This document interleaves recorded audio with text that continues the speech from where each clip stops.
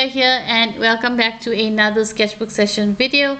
I hope that you'll join me today. So grab your art supplies and your sketchbook and let's start sketching and having some creativity time and just spending time enjoying creating in your sketchbook. Now today's video is going to be a very chilled and relaxed video.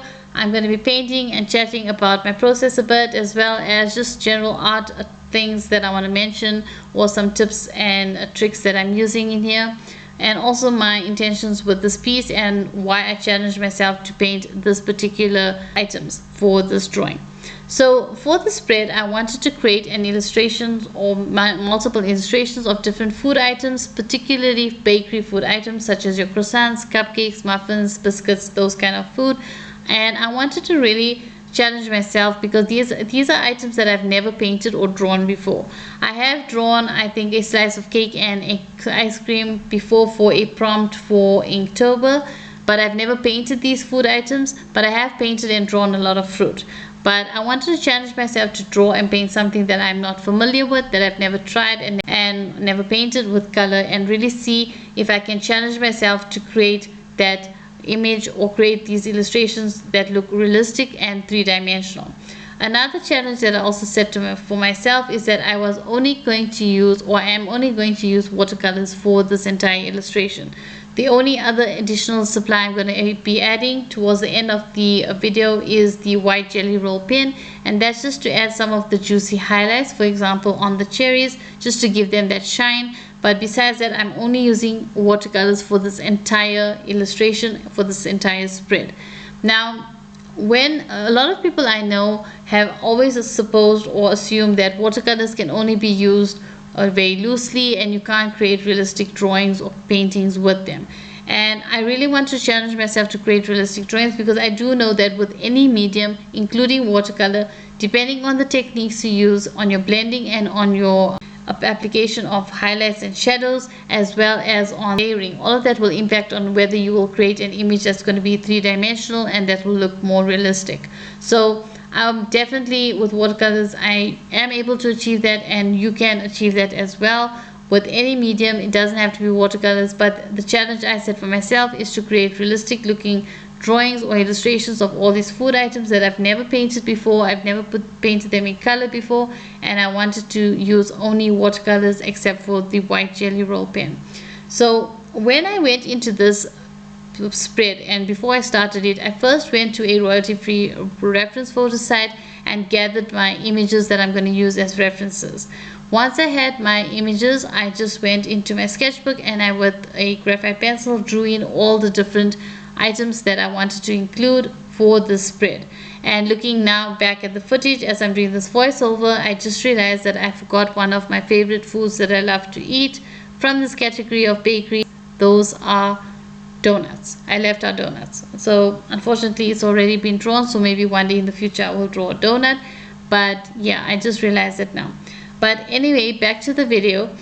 Looking at the items that I'm drawing, you may be wondering, but they are not to scale. They are not the size that they're supposed to be in reality. For example, I'm painting now the apple pie. The apple pie is smaller than the croissant, which is not the case. So apple pie is larger than a croissant. And honestly, I was not really paying attention to drawing things to scale as they are in reality.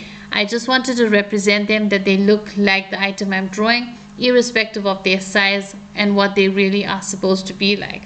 Now you can see when I painted in the apple pie, I did go a bit too dark, and it was not really looking like an apple pie at that point, and I was a bit concerned how am I going to fix that, because it's not looking, it's too dark and I went down too dark. Remember, watercolors you work from light to dark, that's preferable. But if you do come across a situation where you went too dark, all you gotta do is take a wet brush, to rinse out your brush, dab off some of the excess water, and just use that damp brush to lift off the color. As you can see, I'm doing that now to the different sections of the apple pie, and that's really lifting off the color, so it's not going to look so dark the way it was looking. And I'm also adding some details to the center for the filling of the apple pie. So as you can see, as I'm going, I'm just doing over and over again. I'm going over it and I'm really lightening those areas. And then once I start adding those shadows and details for the inner part of the pie or the inside filling of the pie, you really see the pie come to life, and then it looks more like an apple pie. So that's just a quick tip to remember. Now back to my process again. As I was painting this illustrations, I did not paint everything I saw in the reference photo. For example, the croissant, I did not paint every crease or every fold that I see in the croissant. I just looked at the basic shapes, captured that onto paper, and then just went in and added in the shadow areas and retained some of the lighter areas, and also took my mental note of where I need to add highlights if I need to add any highlights. So I didn't draw them as it is or count any number of folds or count the creases. I just went in with the basic shapes which represent that particular item. So I highly recommend, if you're doing any painting for any subject matter, don't try to draw every single basically crease you see, line you see, or fold, whatever you're drawing. Don't try to draw everything. Like for example, if you're drawing a tiger, don't include every single stripe that you see. Include enough to represent the animal well, or to represent, or include enough of whatever it is that you are painting. Include enough of that subject to represent it well, but don't overdo it, because sometimes what you look at in a painting, in a drawing, compared to the actual reference photo, is not going to actually look good as a photo if you do it exactly as it is. Sometimes it's better to leave out certain things and just get an interpretation of it onto your drawing, rather than using the reference photo as it is and copying every single thing. It also saves a lot of time and also helps you to avoid making mistakes and getting your proportions or any other part of the drawing or illustration inaccurate. Now once I've gathered the main shapes and I captured them, then I started looking at the shadows and the highlights. And I think the shadows and the highlights are the most important, because I think that keeps the image more, makes the drawing or painting more realistic, makes it more three-dimensional, so it really looks realistic. Now I was not looking for hyper-realism when I was creating these drawings or illustrations. I just wanted them to be realistic enough that they look like the object or the subject matter that I'm painting, or the food item that I'm painting. So if someone looked at this, they'll say, okay, that's a cupcake. They can see it's a cupcake. Now I have labeled all of the food items on this spread, but I want the items to still be able to speak for themselves. So if someone sees that, they'll say, okay, that's a cinnamon roll. Okay, that is a macaron. That is a burger bun. Now the burger bun, I did paint a base layer. I'm going to come back over with a darker color and then add the seeds later on. For the sesame seeds on the top, I am going to add that later on when I come in with the white jelly roll pen.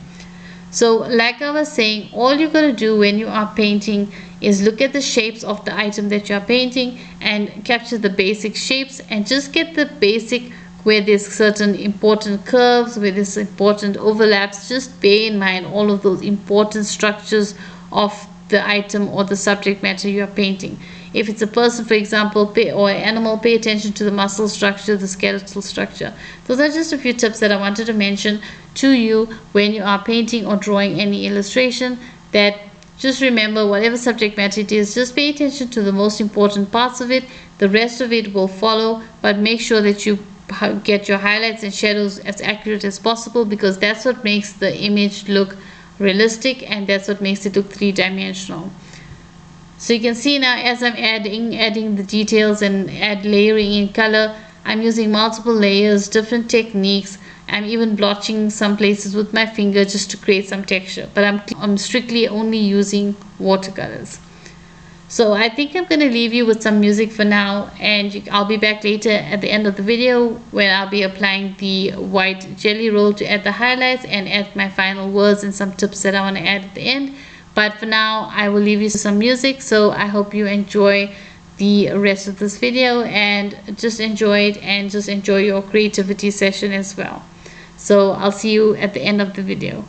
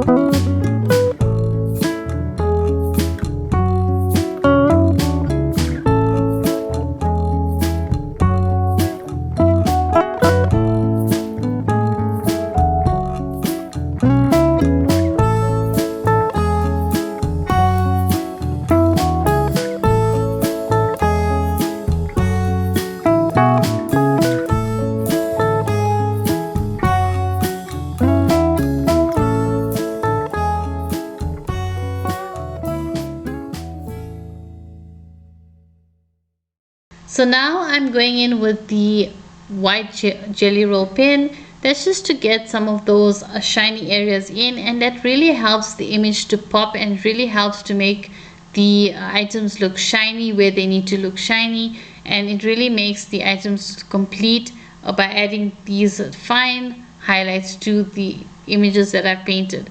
Now if you do see some areas look too shocking white and the white stands out too much, all you got to do is just take your brush with a bit of some brown watercolor paint and just slightly brush over those white areas. It should tone it down a bit. So you don't have, not with a very dark brown, but go with a very light color just to blend over so that it just tones down that white, so it's not so stark and shocking in your final image that you painted. I labeled all the different food items, and I'm just putting a label at the top for bakery, and as these items are all located in a bakery, so I just wanted to put them in that category. I like to categorize things, so these are all bakery food items, and I had so much fun painting these, and I highly recommend that if you haven't tried painting food, especially bakery food items, I highly recommend trying painting them because they are really so much fun to paint, and you will learn so much from painting them. So I guess that's it for this video. Thank you so much for watching. I hope you've enjoyed it. I hope you found it helpful. If you have, don't forget to like and share. It really helps the channel out. Also, if you want to leave a comment, don't forget to leave it in the comment section down below. If you'd like to see more videos like this or other art videos or art motivational and inspirational videos I have on my channel, then you could consider subscribing. Till the next one, bye!